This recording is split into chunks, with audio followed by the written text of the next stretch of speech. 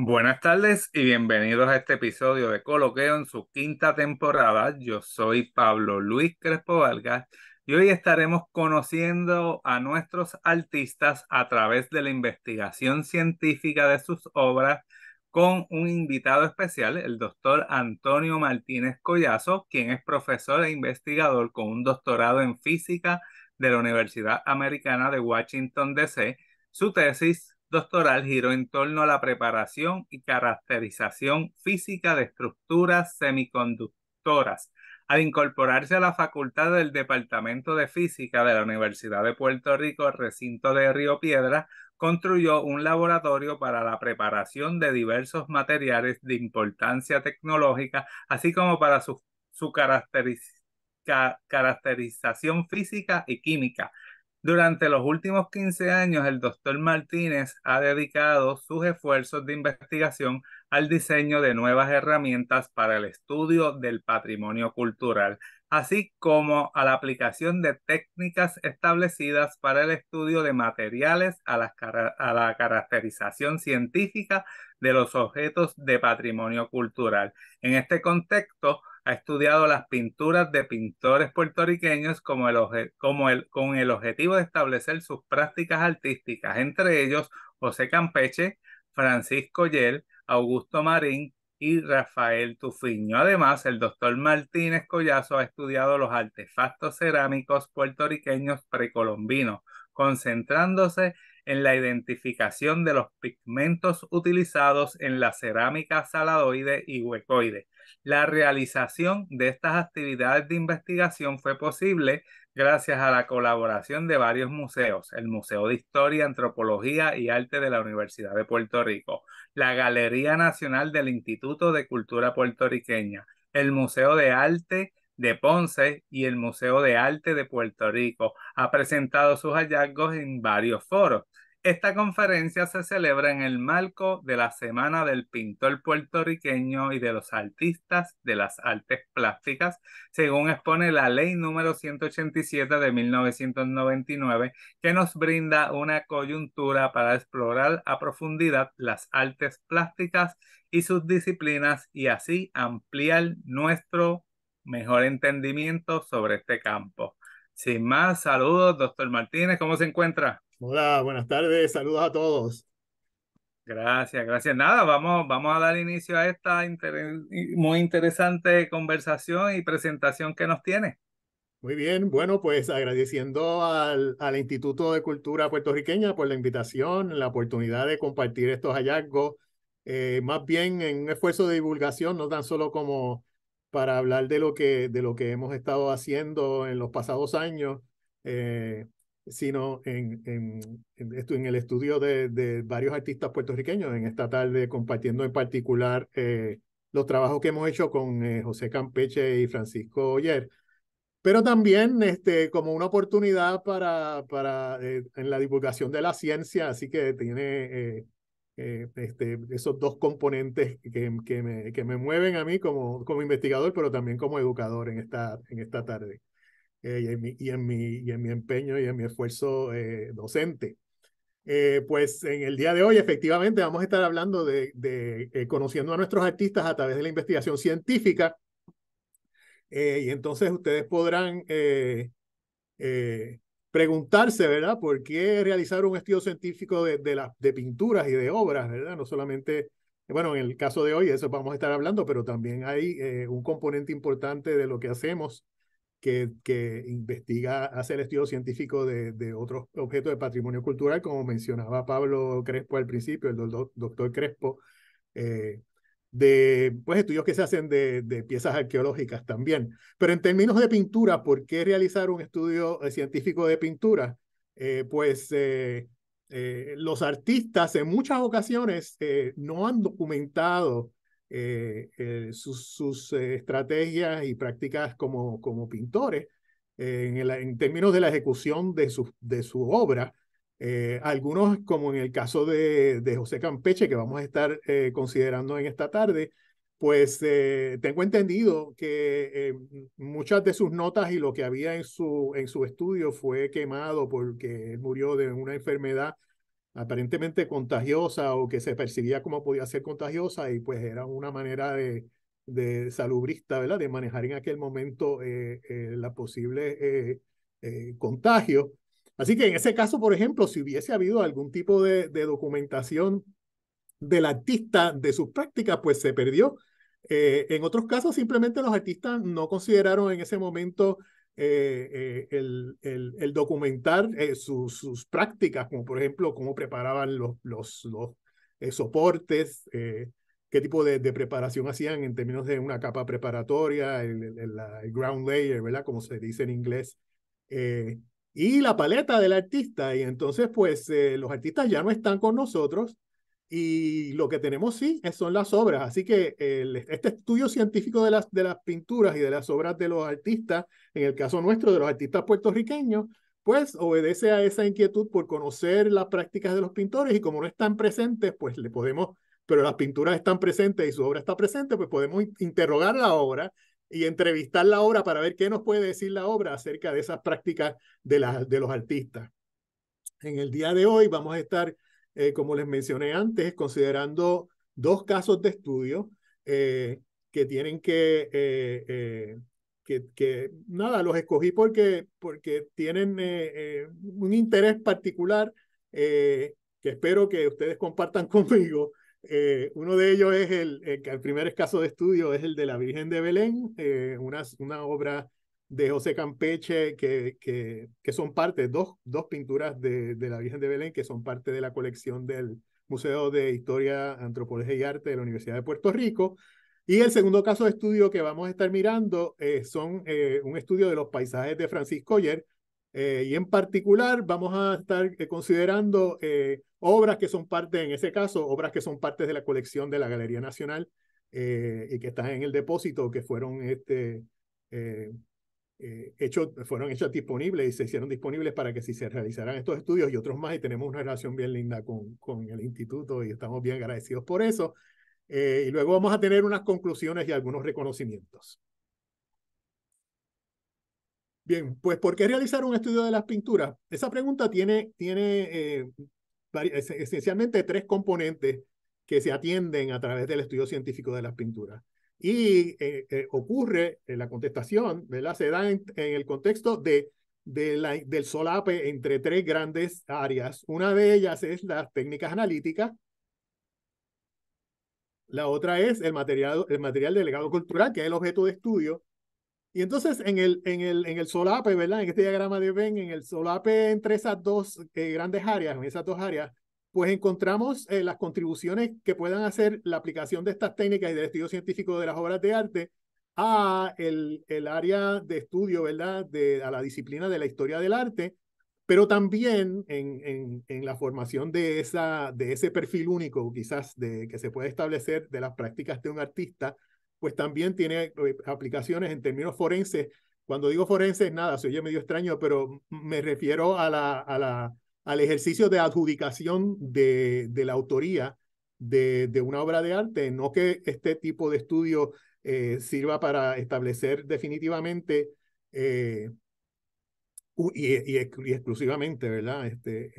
Esa autenticidad o esa adjudicación, pero sí informa la adjudicación que haga, que pueda hacer, ¿verdad? Un historiador del arte.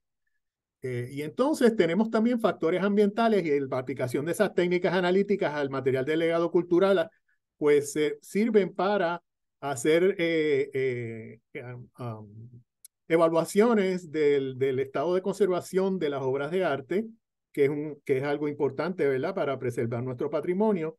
Y también establece y ayuda para establecer los mecanismos de degradación que puedan estar afectando la obra de arte, en este caso pinturas. Y entonces nos sirve para establecer protocolos, ¿verdad?, de conservación. Estas técnicas analíticas pues son no destructivas o microdestructivas. Las que se utilizaron en este estudio son no destructivas, pero en muchos casos hay aplicaciones donde está justificado remover material ínfimo de la pieza, decir como el material que se puede remover con la puntita de un alfiler, con la punta de un alfiler. Así que son técnicas que no representan daños, ¿verdad?, a la obra.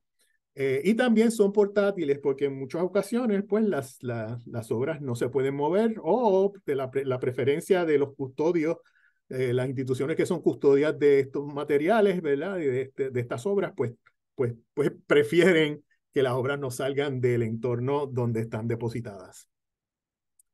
Eh, en términos de la historia del arte, pues la contribución de este estudio científico pues, puede ayudar a establecer las prácticas del artista, ¿verdad? En términos de su paleta, la manera en que preparaba el soporte para ejecutar la obra, la presencia de pentimenti o arrepentimientos, ¿verdad? En español, que es correcciones que hace el artista dentro de su proceso creativo, el uso de bocetos o trazos preliminares como una práctica del artista, la presencia de imágenes subyacentes, ya bien sea que fueran existentes en el lienzo o en el soporte que el artista estuviera utilizando para ejecutar su obra. Y quizás también el establecer, y históricamente se ha dado en estas disciplinas, del estudio científico de pinturas, como para establecer la evidencia de más de una mano en una obra en particular. Una mano, ¿verdad? Quiere decir, refiérase a más de un artista. En términos de la conservación, como les mencionaba, pues eh, el, el, el estudio científico pues, de la obra en sus diferentes modalidades, y vamos a hablar un poquito de eso, pues sirven para identificar intervenciones anteriores, evaluar la naturaleza de las pérdidas o daños, elucidar esos mecanismos de degradación que están afectando a la obra y desarrollar entonces a partir de eso unos protocolos de conservación a partir de lo que se conoce de cómo es que el ambiente interacciona o la obra interacciona con su ambiente inmediato y entonces pues se puede evitar, si conocemos en la naturaleza de esos procesos de degradación, pues podemos entonces, desde un punto de vista científico, podemos entonces elaborar protocolos para conservar las obras y evitar los daños. En términos forenses, como les mencioné, pues nada, es para ayudar a la actividad de los historiadores del arte, pues se pueden detectar, por ejemplo, pigmentos que son anacrónicos o espurios. A lo que me refiero con eso es que, por ejemplo, una obra de un pintor renacentista, pues el pintor en ese momento tenía una serie de pigmentos disponibles que eran los que se utilizaban y son los propios de ese tiempo. Pero los pigmentos y el uso de pigmentos evoluciona a través de los años. Y por dar un ejemplo, la presencia de un pigmento como por ejemplo blanco de titanio, que es un pigmento del siglo XX, en una pintura y es un pigmento del siglo XX, ya de mediados del siglo XX para su proliferación, se fue descubierto más o menos para 1920. Pero, por ejemplo, pues un pigmento como blanco de plomo presente en una obra del Renacimiento, pues indica que una discrepancia, ¿verdad? Y una tensión, porque el pigmento resulta ser anacrónico. Espurio se refiere a que si se conoce que un pintor, como algunos pintores, pues tienen una paleta bien establecida, o por lo menos si no tienen una paleta bien establecida, por lo menos hay ciertos colores que siempre son los que son utilizados y hay una obra que se le adjudica a este pintor y no utiliza ese pigmento, pues levanta una bandera roja y es algo que se tiene que, entonces el historiador del arte tiene que considerar en su atribución y justificar esa desviación de las prácticas conocidas del artista. La presencia de pentimenti pues es común del proceso creativo y pues por lo general se evalúa positivamente, y también la detección de tratamientos de envejecimiento artificial. Nada, todo esto en más un aspecto forense, que es nada, la realidad es que es una realidad del mundo del arte y es un aspecto donde la aplicación de técnicas científicas pues hace una contribución importante. Bien, pues el primer caso de estudio que vamos a estar considerando en esta tarde es un trabajo que se da en el contexto universitario y me orgullece tanto este proyecto porque surgió de un curso que yo a principios de mis incursiones en esta área de la caracterización científica y estudio científico de obras de arte, ofrecí en esta institución maravillosa que es la universidad, que provee ese tipo de oportunidades, ¿verdad? Como uno como investigador tiene la oportunidad de, de crear cursos y entonces en el proceso de insertarse en un campo. Y entonces, hace ya unos años, yo creo que para el 2014, pues ofrecía este curso de física y ciencia aplicada al arte y a la arqueología. Y hubo un estudiante en ese curso, y por eso quiero dar reconocimiento a la estudiante Ruth Lizardi. Era una estudiante de bachillerato de historia del arte en aquella época. Yo creo que Ruth ha trascendido a otras esferas y está, pero todavía está en el mundo de la historia del arte. Pues Ruth trajo a mi consideración, porque teníamos unos proyectos dentro de la clase que había que realizar, y Ruth trajo a mi consideración el caso que vamos a ver ahora, ¿verdad? Es esta obra de José Campeche y Jordán, eh, que, que presenta una composición de la Virgen de Belén, la Virgen de la Leche, que en todas las otras instancias que Campeche pintó esta obra, pues tenía el pecho expuesto, como también lo era así, lo vamos a ver ya mismo. La obra original que él utilizó como modelo, flamenca, pero esta en particular tenía el pecho, ¿verdad? Todas tenían el pecho descubierto y esta tenía el pecho cubierto, y el profesor Arturo Dávila, del cual pues Ruth fue estudiante, pues planteaba que eso había sido una alteración. Y entonces pues ella propuso que se estudiara eso en el contexto del proyecto de la clase, y procedimos a hacerlo. Las otras personas que estuvieron envueltas en ese proyecto fueron el doctor Johnny Lugo Vega, que es científico de conservación y restaurador en el Museo de Arte de Puerto Rico actualmente, y María Cristina Rivera, que era estudiante en aquella época, estudiante en aquella época de la maestría en gestión cultural y administración cultural aquí en la UPI. También María, yo creo que procedió a hacer maestría en conservación, y creo que se desempeña como conservadora en la actualidad. Bien, pues José Campeche y Jordán, bien brevemente, ¿verdad? La audiencia puede haber que mucha gente que sepa mucho más que yo, ¿verdad? Y con mucho temor y temblor, comparto simplemente un contexto histórico de José Campeche. Nació en San Juan, fue influenciado por su padre, que era artista, miniaturista, y en general. Eh, y también por Luis Paredes Alcázar, que fue un pintor de la corte que estuvo aquí en Puerto Rico exilado. Eh, y puede ser, ¿verdad? Se puede argumentar que Campeche fue el primer artista de proyección internacional que tenemos en Puerto Rico, y generalmente pues se dedicó a los retratos y a la pintura religiosa. Entonces, esta obra, bendito, no está en Puerto Rico, pero me encantó tanto y me impactó tanto cuando la vi en el Museo de Arte de Filadelfia, y está bella, ¿no? Y nada, pues quería compartir nada como ejemplo de ese aspecto de la obra de Campeche. Y vamos a estar viendo una obra en particular de la iconografía religiosa atribuida, ¿verdad? De la obra de Campeche.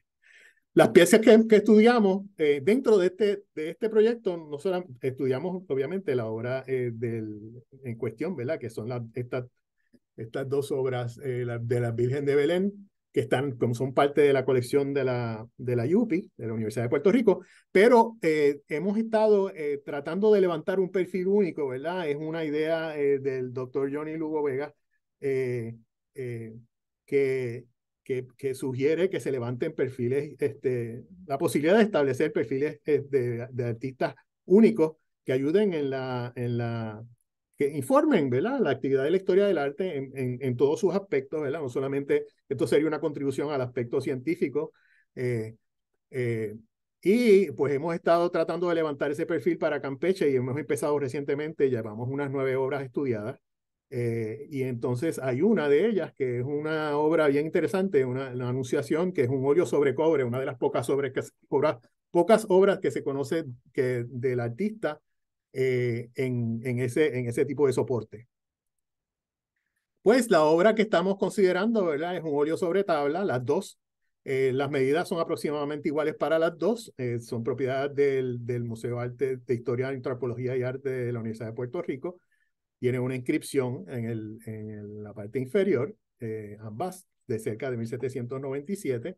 Aquí tenemos las dos obras que vamos a estar considerando hoy. Como pueden ver, una de ellas tiene el pecho expuesto, ¿verdad? Y se conoce como la Virgen de la Leche, y la otra tiene el pecho cubierto. La composición, aparte de eso, es muy similar. Y entonces, pues nos dedicamos a, ¿verdad? Dentro de este estudio científico y cómo puede informar este estudio científico, pues la historia del arte y las prácticas del artista, y contestar esta pregunta y la hipótesis, validar la hipótesis del doctor Dávila. Pues nos dedicamos a considerar el área de estudio, ¿verdad? Que es el área aquí cerca de la cabeza del bebé y el pecho de la figura femenina, de la Virgen. Y entonces, lo primero que hicimos fue un estudio de luz rasante. En esta técnica, pues se ilumina con luz a un ángulo rasante, y entonces y se adquiere imágenes. Y entonces, pues de esa figura, simplemente con luz visible, se veía claramente que había esta región que había sido intervenida. Así que eso fue alentador en términos de continuar los estudios. Y entonces procedimos a aplicar lo que se llama reflectancia en el infrarrojo, lo que envuelve la aplicación de esta técnica es pues la incidencia de luz infrarroja sobre la pintura. La luz infrarroja penetra las capas pictóricas, y en cada vez que se da una interfaz, ¿verdad? De acuerdo a los principios de la física, pues hay procesos de reflexión y de transmisión. Y entonces la luz infrarroja pues penetra esa capa pictórica o superficial, que es la que apreciamos visualmente, y permite hacer imágenes subyacentes, ¿verdad? A la capa pictórica o superficial. Los rayos X también atraviesan, pero en ese proceso, ¿verdad? Se puede obtener una radiografía que también puede revelar, ayudar en el estudio de este tipo de pinturas o de imágenes subyacentes. La pintura, ¿verdad? Como podemos ver, no es una estructura dos-dimensional, sino que tiene una estructura tres-dimensional, ¿verdad? Y una estratigrafía que va desde el soporte, la capa preparatoria y después la capa pictórica donde se pinta, y finalmente el barniz cuando sigue o cuando es utilizado. Aquí tenemos la obra bajo estudio, y esa es el área que queremos estudiar. Y entonces lo primero que hicimos, pues, como mencionamos anteriormente, después hicimos las imágenes de luz rasante, que para eso fue instrumental el doctor Johnny Lugo. Él fue el que estuvo presente en el laboratorio del Museo de Arte de Puerto Rico cuando hicimos esas imágenes. La cámara que teníamos en ese momento es una cámara que está basada en silicio. Nada, otro día podemos quizás hablar de esas particularidades, o si quieren pueden tomar el curso. Pero la cámara, aunque daba una impresión de que había algo en esa región, pero realmente falló en revelar la presencia de imágenes subyacentes debido a las capacidades de las limitaciones del detector en la cámara. Pero utilizando otra cámara con otro detector, pues pudimos observar definitivamente unos cambios en la composición que revelaban, ¿verdad?, la presencia del pecho expuesto, como está aquí representado, y como está asociado o estaba representado también en todas las demás obras que se conocen de Campeche, de este ícono, ¿verdad?, de la Virgen de Belén. Y también les apunto a la diferencia en la composición de la túnica y de la blusa, ¿verdad? Es dramático, ¿verdad? Y como mencionamos anteriormente, toda esta área parecía haber sido intervenida, ¿verdad? Y aquí vemos, ¿verdad? Bastante dramáticamente en el cambio en la composición que revela la imagen en el infrarrojo. También procedimos a hacerle radiografías a la pintura. Y para eso todavía aquí en Puerto Rico no hay ningún museo que tenga este tipo de equipo, pero en Estados Unidos es muy común en los laboratorios de conservación. Pero procedimos a llevar a la obra a una clínica de radiografía En aquella época la clínica era la clínica del doctor Edgar Colón, y entonces pues él colaboró con nosotros y ha colaborado en varias instancias. Y se hicieron las radiografías de la obra, y en las radiografías, nada, la radiografía es muy útil en términos del arte, ¿verdad? Porque revela imágenes subyacentes, como pueden ver aquí en esta pintura, aquí detrás, de lado, ¿verdad? Está aquí horizontal, pero vemos la figura de una persona, ¿verdad? Y en términos de pues, cerámica, pues permite la evaluación de daños y de intervenciones de restauración que no son evidentes, ¿verdad? A simple vista. Pues la interacción de los rayos X, ¿verdad? Es similar a la producción de radiografías en contexto diagnóstico médico. Pues los diferentes pigmentos tienen diferentes materiales y absorben, interaccionan con esos rayos X de maneras distintas, absorben más o menos, y entonces se puede producir una imagen que está asociada con la presencia de los diferentes pigmentos.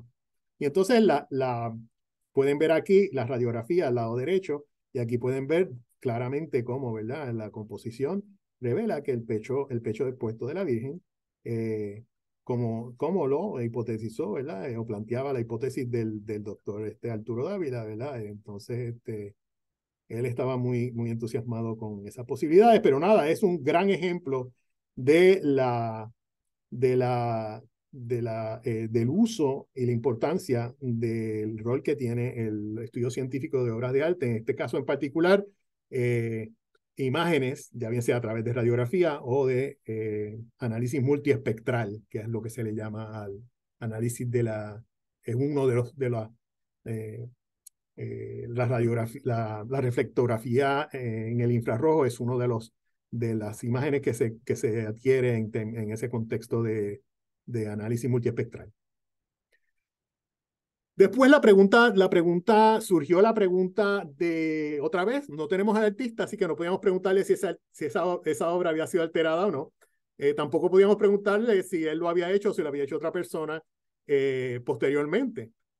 Así que, teníamos la pieza, así que lo que procedimos a hacer, tratando de interrogar la pieza para elucidar esta pregunta, pues utilizando técnicas de análisis químico físico de los pigmentos que están presentes en la obra, pues tratamos de entonces abordar la pregunta de si los pigmentos eran iguales o distintos, por ejemplo, ¿verdad? Que era lo más que podemos preguntarle a la pieza en las regiones que estaban intervenidas y en la región que estaban prístinas, que no habían sido intervenidas.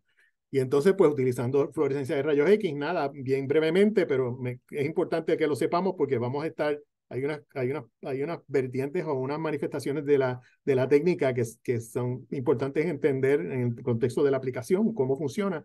Pues se ilumina la muestra, en este caso la pintura, con rayos X, y de la interacción de los rayos X con los elementos químicos que están en la pintura, pues se producen rayos X, y esos rayos X se analizan y entonces pues son utilizados para identificar los elementos que están presentes en la región que se está iluminando con los rayos X.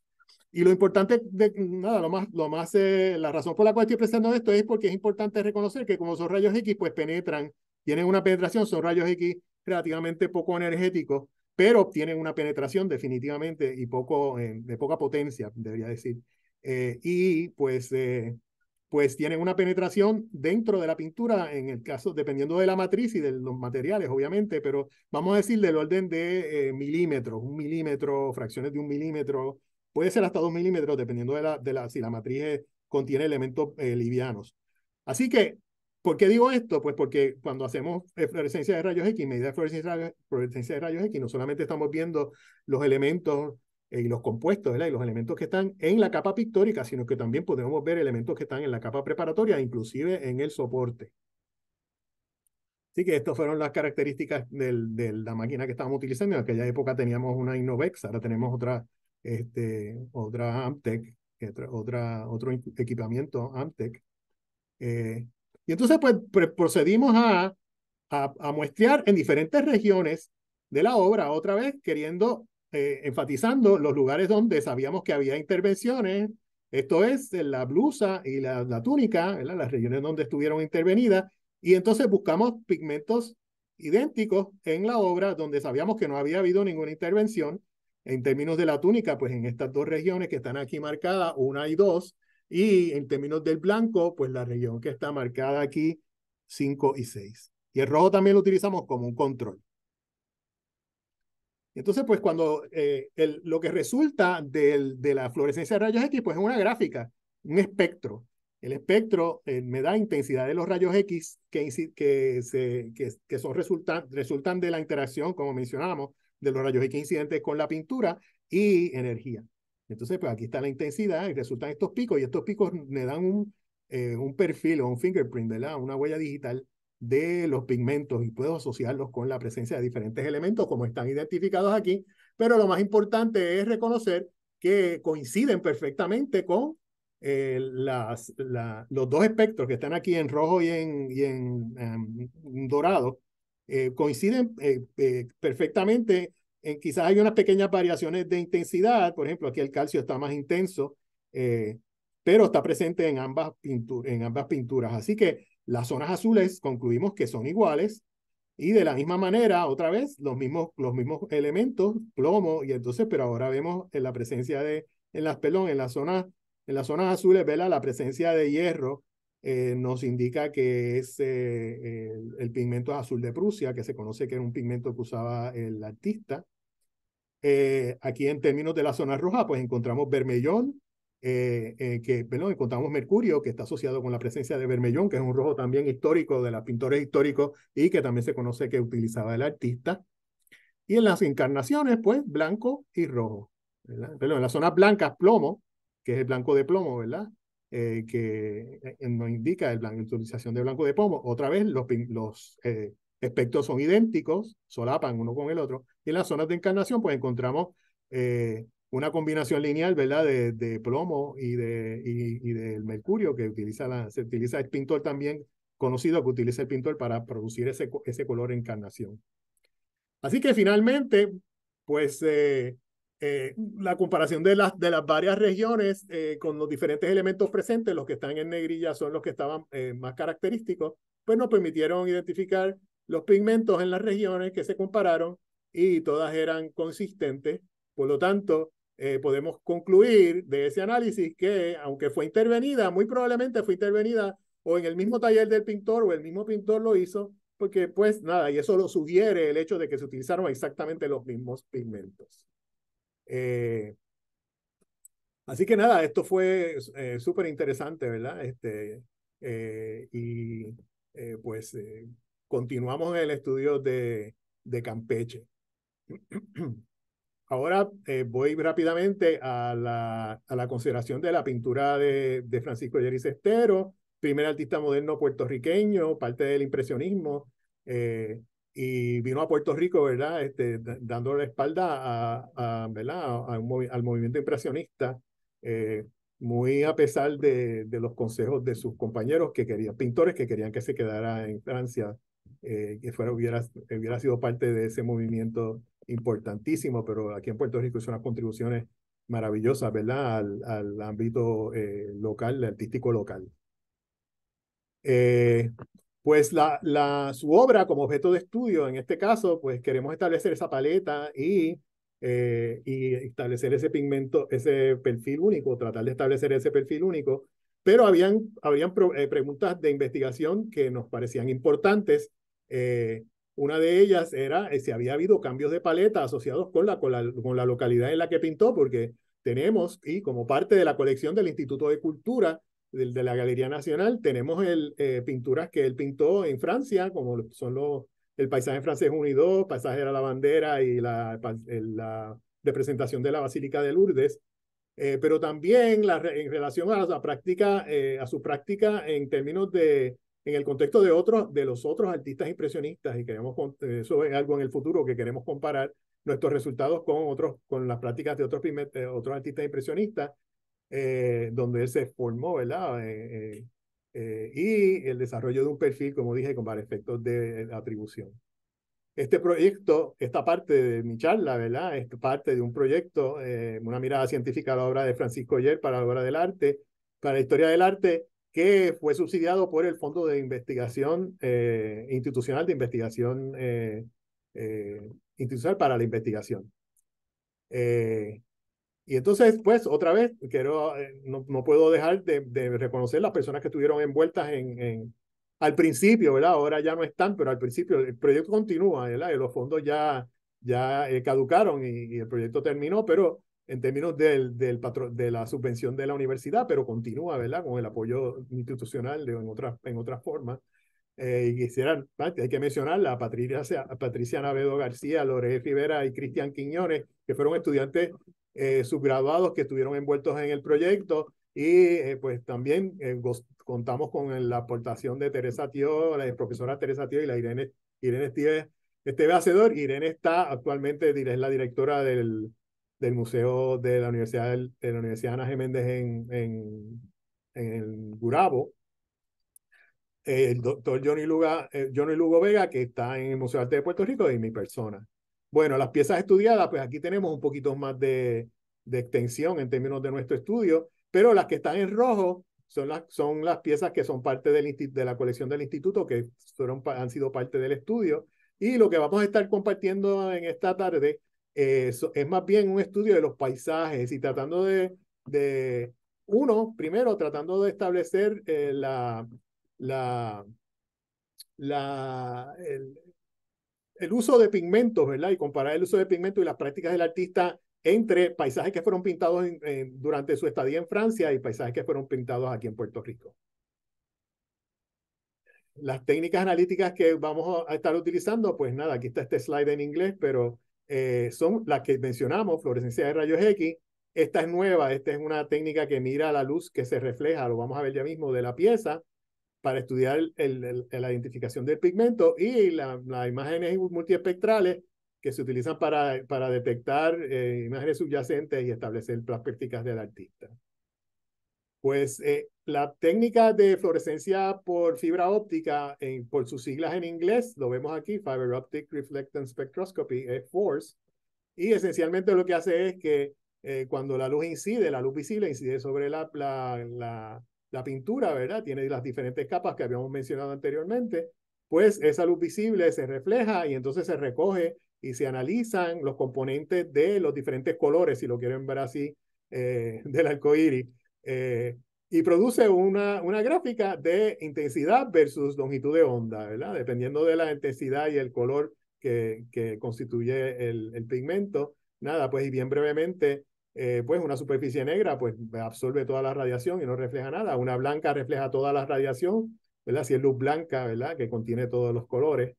Y entonces, pues si vemos una luz, una superficie que percibimos roja, pues está reflejando preferencialmente, ¿verdad? El color rojo, ¿verdad? En una manera bien sencilla de entenderlo. Y el instrumento nos permite ver la intensidad, ¿verdad? La contribución a la luz que se refleja de los diferentes colores, ¿verdad? O longitudes de onda.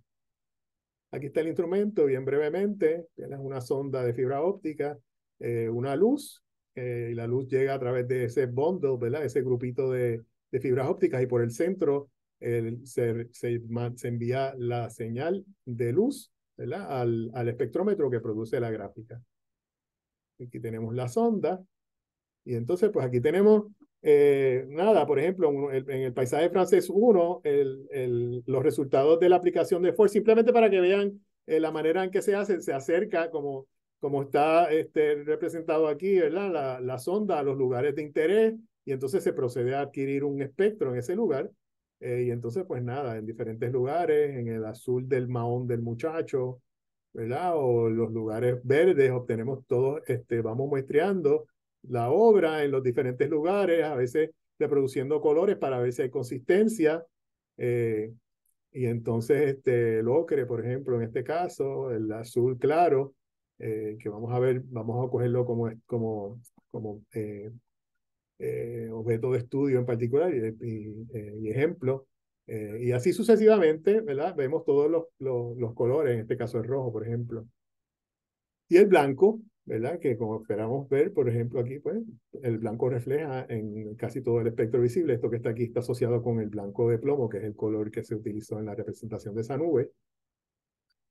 Y aquí tenemos, por ejemplo, para efectos de establecer la paleta del pintor, si hacemos ese tipo de estudio con esa técnica en las obras que tenemos a nuestra disposición, que el artista pintó en Europa, esto es el paisaje de la Basílica de Lourdes, el paisaje de la bandera, el paisaje francés 2 y el paisaje francés 1, que es muy parecido a este que está aquí.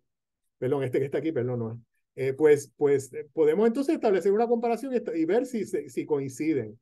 Es evidente, y esto es un estándar, ¿verdad? Que es un estándar que no incluye la presencia del blanco debido al light blue, ¿verdad? Este es un color azul. Pero vemos que el espectro, los espectros de esta técnica, ¿verdad? Estos que están aquí se parecen todos, ¿verdad? En términos de esta presencia de este máximo, este hombro, ¿verdad? Que está aquí. Y después entonces en el rojo y en el infrarrojo, esta región llana, ¿verdad? Pues todas estas que están aquí, ¿verdad? Pues sugieren que se utilizó el azul cerúleo. Eh, pero en el proceso de establecer si había una paleta, cambios en paleta del artista, pues aquí vemos el problema que surge con, no el problema, ¿verdad? Pero la situación que surge con el azul en el paisaje francés uno que definitivamente no es igual, ¿verdad? Este azul es otro tipo de azul, no corresponde el espectro. Si lo comparamos con, por ejemplo, el paisaje de Puerto Rico, el azul del paisaje de Puerto Rico, tiene algunas similitudes, yo diría que es el mismo. Esto simplemente quizás resulta de la interacción del pigmento con otro tipo de pigmento, es una mezcla, pero tiene una forma muy similar. Y las figuras salientes, ¿verdad? Le hace este máximo que está aquí y esta plato, ¿verdad? En la región del rojo y en el infrarrojo, pues están ahí presentes.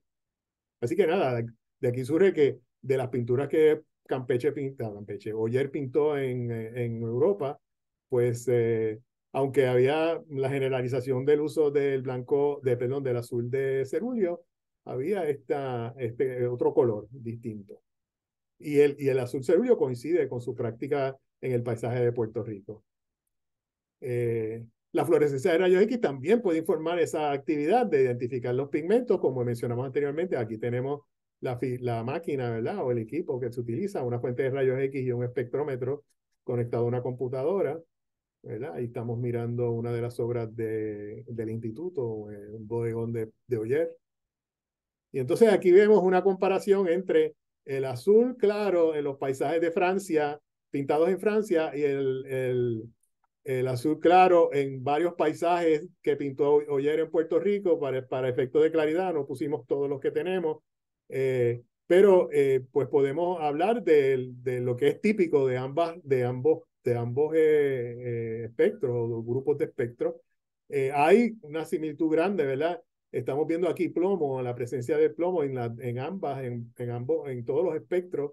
Pues nada, simplemente alude o apunta al hecho de que en la capa preparatoria hay plomo, y es una práctica conocida de muchos artistas, eh, eh, eh, y es generalizada, lo vemos en todos los lugares de la pintura, así que eso, ¿verdad? Nos lleva a concluir que la, la capa preparatoria en todas las obras contenía blanco de plomo, incorporaba blanco de plomo.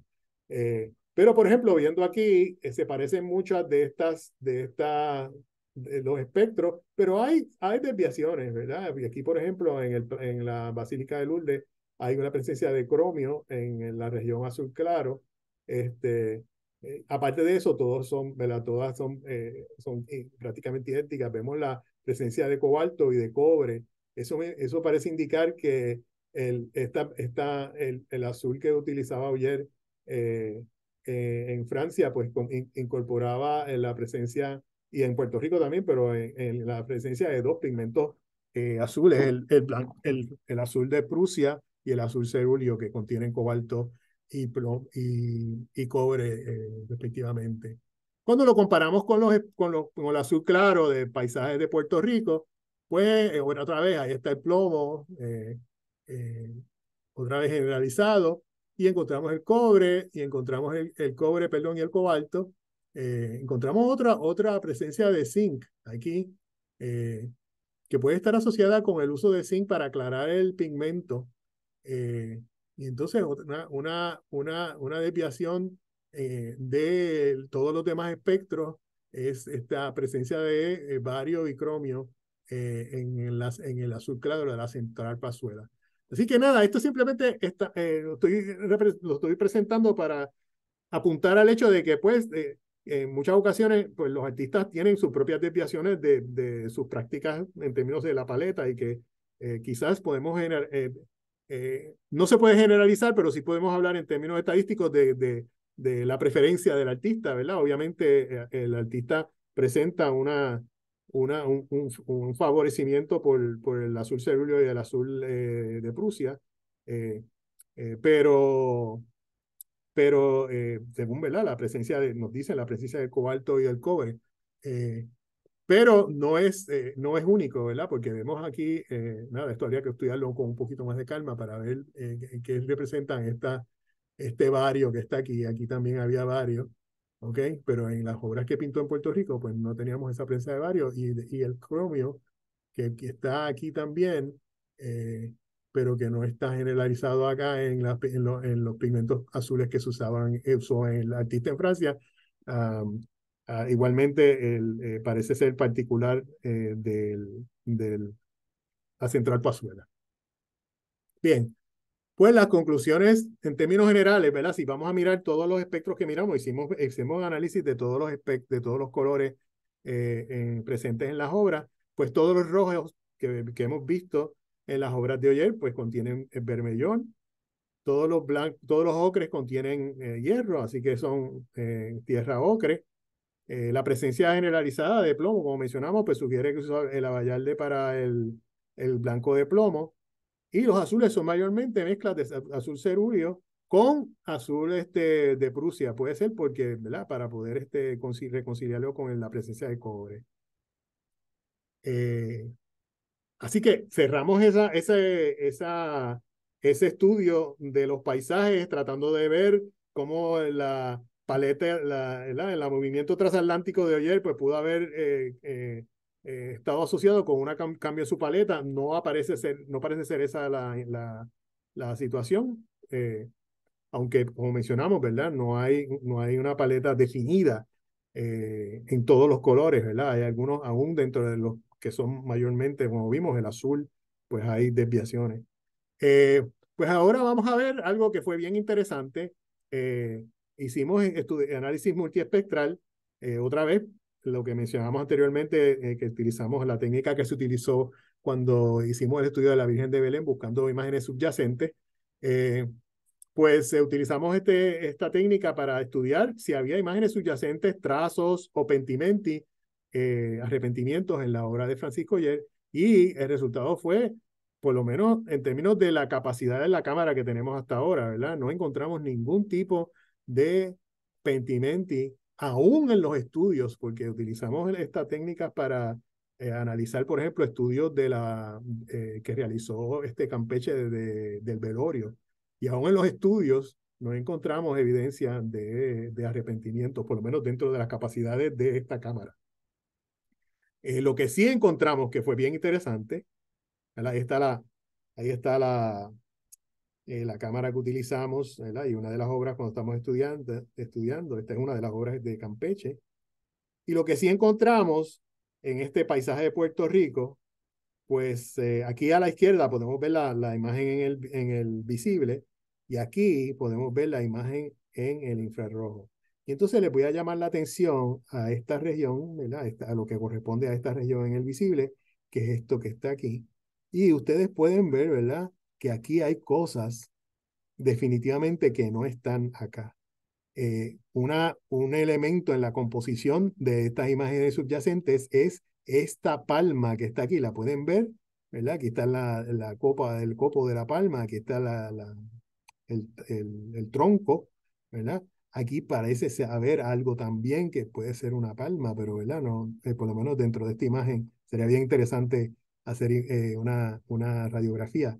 Pero esta fue la única instancia que hemos encontrado en la que vemos que o fue un arrepentimiento de que había una palma o había una pintura subyacente que fue cubierta eventualmente con la obra que tenemos ahora con nosotros, ¿verdad? Y sería bien interesante hacer una radiografía otra vez. Pero esta es la única instancia que hemos encontrado de arrepentimiento o imágenes subyacentes. No hay evidencia de trazos, pero sí, en esta ocasión encontramos esta composición aquí escondida detrás del cielo de esta obra de paisaje de Puerto Rico, parte de la colección de las obras que están en el depósito de la Galería Nacional del Instituto de Cultura. Aquí lo vemos un poquito más grande, ¿verdad? Yo espero que puedan apreciar mejor la palma esta de la cual yo he estado hablando, que está cubierta por la capa pictórica, que es lo que podemos apreciar de la obra hoy en día. Muy bien. Pues finalizando, tenemos que hay presencia generalizada de plomo otra vez, sugiere blanco de plomo en la capa preparatoria. No se puede establecer una paleta generalizada. Hay unas preferencias, ¿verdad? Y quizás en el momento en que publiquemos esto, pues podemos tener esas conclusiones un poquito más contundentes, pero lo que parece indicar, ¿verdad? Lo que tenemos hasta ahora, pues hay ciertos colores que sí son consistentes y ayer los usó consistentemente, pero hay otros colores que, pues, en los cuales puede haber divergencia. Y pues dentro de esos colores que son consistentes, el blanco de plomo, el azul cerúleo, mayormente podríamos decir el vermellón y la tierra ocre. Y entonces finalmente pues queremos hacer unos reconocimientos primeramente al Fondo Institucional para la Investigación de la Universidad de Puerto Rico, que proveyó los fondos para comenzar toda esta actividad. Impulsó, ¿verdad?, mis esfuerzos iniciales en estas áreas y mi transición de la materia condensada al estudio científico de obras de arte y del legado cultural a los museos que han sido nuestros colaboradores, el Museo de Historia, Antropología y Arte de la Universidad de Puerto Rico, el depósito de la Galería Nacional del Instituto de Cultura Puertorriqueña, NASA. Curiosamente, el Consorcio Espacial de NASA nos dio dinero para hacer este trabajo, porque los instrumentos que se usan también son utilizados en el contexto de la exploración espacial, y eso podríamos hacer otra charla de eso. Y el Departamento de Física, que continúa institucionalmente dándole apoyo a este tipo de trabajo. Ahí tienen mi dirección de correo electrónico y estoy a su disposición para pues, contestar cualquier pregunta que puedan tener y pues lo que se pueda, pues las contestaremos y las atenderemos. Muchas gracias. Antonio, excelente exposición y bien interesante lo que estabas presentando.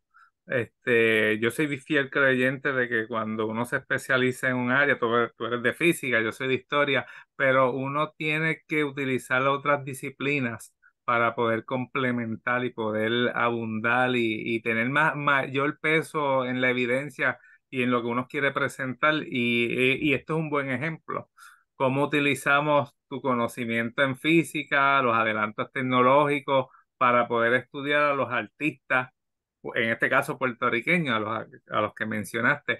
Entre las preguntas que bajaron o que nos pidieron nuestro público está, ¿cuánto tiempo dura este tipo de investigación? Pues realmente la que está más adelantada, para que tengan una idea, es la de ayer, que vieron que hay 26 piezas ya analizadas, pero nos Sí, quedan muchas importantes por analizar todavía.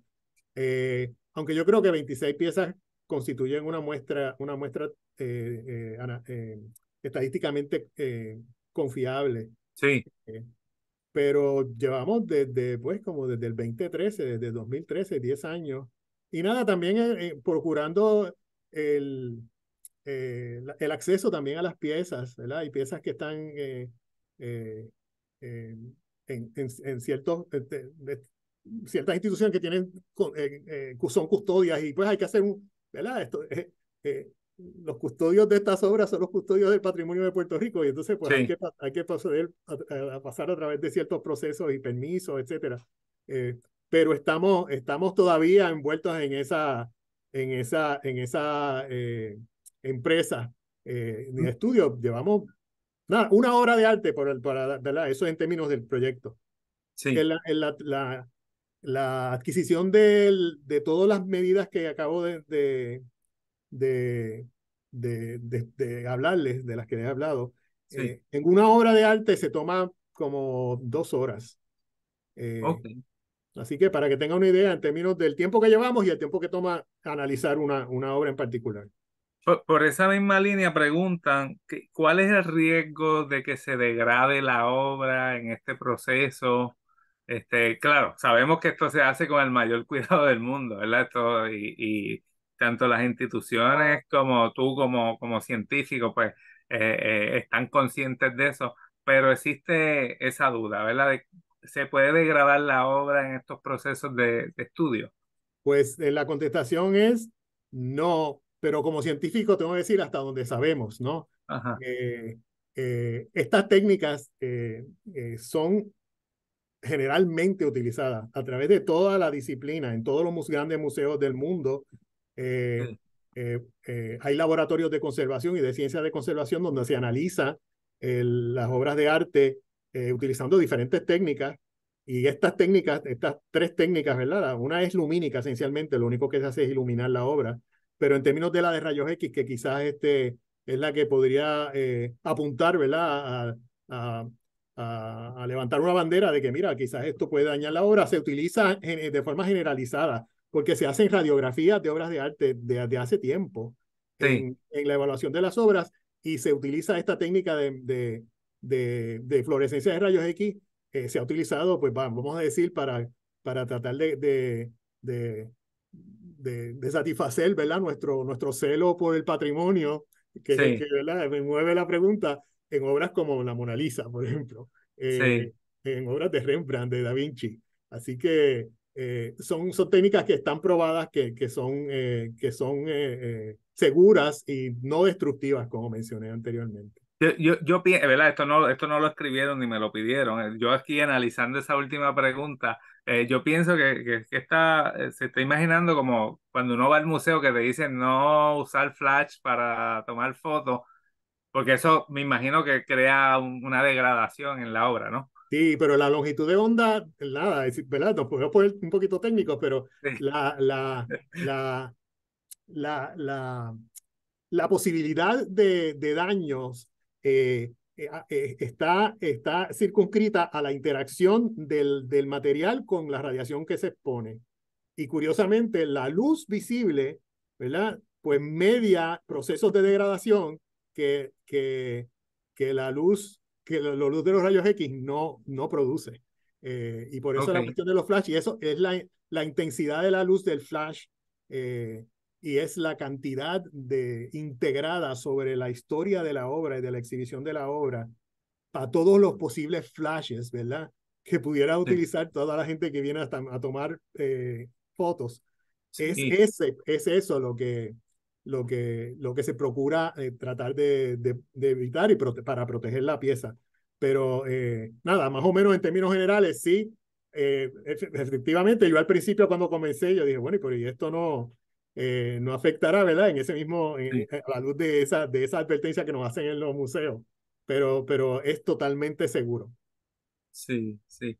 Eh, ¿Has publicado algo por escrito o eso viene ya pronto en el Pues futuro? sí, sí, si hay algún regret, ¿verdad? Es que no hemos publicado nada todavía.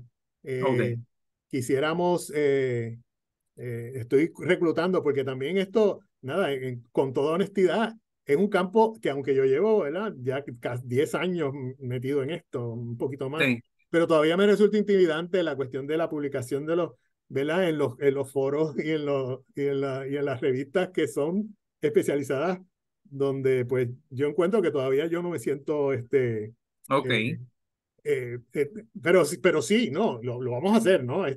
Y para eso, pues estamos reclutando personas que son científicos de conservación, que tienen también trasfondo en historia del arte y tratando de establecer colaboraciones para poder sí, entonces publicar el trabajo. Le he hecho un acercamiento a, a Annette, ¿cuál es el apellido de Annette? Que ella es la conservadora en el Walters, puertorriqueña. sí, y ella pues accedió a ayudarme a divulgar estos trabajos. Eh, Sí. Así que estamos Mira, en eso y tenemos una carga por divulgarlos. sí. ¿Y qué podemos esperar en el futuro de estas investigaciones? Sé que vas a continuar, pero ¿qué nos puedes decir? Pues definitivamente queremos expandir, ¿verdad? La muestra de obras que tenemos hasta ahora. Eh, Hay ciertas técnicas que son importantísimas aplicar, como por ejemplo a las radiografías, a todas estas obras. Eh, pues queremos asegurar en el futuro, a través de alguna subvención, comprar una máquina de rayos X que nos permita hacer los rayos X de las obras. Eh, y en el futuro también, que quizás se den en el Museo de Arte de Puerto Rico, eh, eh, buscando un depósito donde todos estos datos puedan establecer en una base de datos que esté disponible, para que historiadores del arte alrededor de todo el mundo puedan acceder a estos datos para informar su actividad. Este, eh, Nada, recientemente tuvimos una obra que se le adjudicó a en Inglaterra, en un museo, eh, y que se le adjudicó a un pintor puertorriqueño, pero yo no sé en qué contexto ellos, ¿verdad?, hicieron esa adjudicación. Pero nada, en ese tipo de trabajo, pues sería bonito, en el futuro de estos esfuerzos, que encuentren un depósito donde, pues después que yo me retire y ya no esté por ahí, que estén estos y otros, ¿verdad? De otras personas que continúen haciendo ese acervo de datos acerca de nuestros pintores, para ayudar a los historiadores del arte y también para ayudar en términos de la adjudicación de las obras de arte. Qué bien, qué bien. Esto es bien interesante, ¿verdad? Quizás uno lo mira así de reojo y no le da la importancia, pero cuando vemos la profundidad de este tipo de investigación y todo lo que podemos aprender y conocer de nuestros artistas a través de la historia, esto es fenomenal. Y me gusta esa idea, ¿verdad?, de que esto esté disponible eventualmente para futuros investigadores, porque eso, digo, en el campo mío de la historia, pues eso ya es una fuente primaria, lo que ustedes están haciendo y es una fuente de mucho valor. Pues nada, doctor, yo le agradezco su tiempo. Me gustó mucho lo último que dijo, para ver si algún día hacemos esa presentación sobre estas técnicas y lo que utiliza NASA y la relación. Es Está bien interesantísimo, seguro. interesante. Pero nada, le agradecemos por su tiempo y su espacio y estar aquí con nosotros. Y agradecemos también a nuestro público que siempre está allí presente. Y como le había mencionado anteriormente, ya mañana el programa estará grabado y colocado en la plataforma de YouTube. Y nada, con esto concluimos. ¿Algunas palabras finales, doctor? Bueno, pues otra vez, terminar agradeciendo otra vez la oportunidad que me dio el instituto para dirigirme a ustedes, ¿verdad? A la audiencia, y otra vez reiterar mi disponibilidad para contestar preguntas o inquietudes a través del correo electrónico. Me pueden contactar en confianza. Así que pues muy agradecidos, ¿verdad? Y pues las acostumbradas en esta época que nos damos permiso para felicitarnos, pues felicidades. Sí. Gracias, gracias. Y un saludo a Laura Quiñones, que fue quien estuvo coordinando esta muy interesante entrevista y presentación. Pues nada, Seguro, con esto gracias, Luis. concluimos y buenas tardes. Buenas tardes.